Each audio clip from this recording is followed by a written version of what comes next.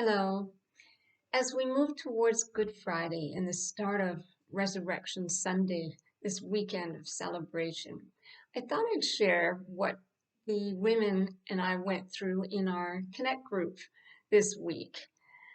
I meet with a great group of women, and we take a time to just protect an hour where we really are still, read some scripture together, and press in to hear Him. We stop being embarrassed if this is one of the few times this week that we actually slowed down long enough to hear His voice and meditate in His Word. But this week was very special. So I led them through our 4-step framework, which I call GIFT. I felt God gave me this acronym to help me understand what's going on inside. So G stands for we go to God. And so we went to God and we said, Lord, show us what's going on inside of us. And then we take the time to look at a list of feeling words. Ours is in a big circle. And we found some words that struck us. And then we stop and we ask God to help us follow the trail, what led up to these feelings. So this week, some of us identified, a feeling of great excitement and at the same time anxiety. And some of us have great peace and rest, but still a turmoil of things that we have to do. And some of us felt just a real sadness and even scared, a sense of emptiness sometimes, feeling rejected. So we went to these feelings and we said, God, show us what's led up to these feelings. And so some things that have been going on in our life occurred to us, and we just journaled them and we just shared them with one another. And they're not always comfortable to talk about. We often don't want to think about them, but we took the time to in this meditation. And then we went to our scripture meditation. And our scripture meditation was from Matthew chapter 26, starting in verse 36. It's where Jesus is in the Garden of Gethsemane, and he said to his friends, sit here while I go away and pray. And then he went and he called out to God and he said, my soul is troubled and overwhelmed.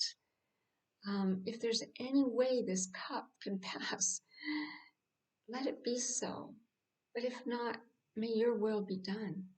He went to God 3 times and he'd come back and he'd say to his friends, can't you just be awake for 1 hour while I'm calling out to God in prayer? So we see the friends weren't able to stay awake. And God was working and showing Jesus, listening to him, caring for him. So in the end, verse 46, we read the action then that Jesus took. He went back to his disciples and said, rise up, let's go. The hour of my betrayer has come. So after we read this and we just let ourselves feel Jesus's feelings in the garden, and it opened up something for us. And I'm not trying to compare what some of us are feeling or some of what we are going through is anything comparable to what Jesus went through, but it does help us see. Jesus went to God.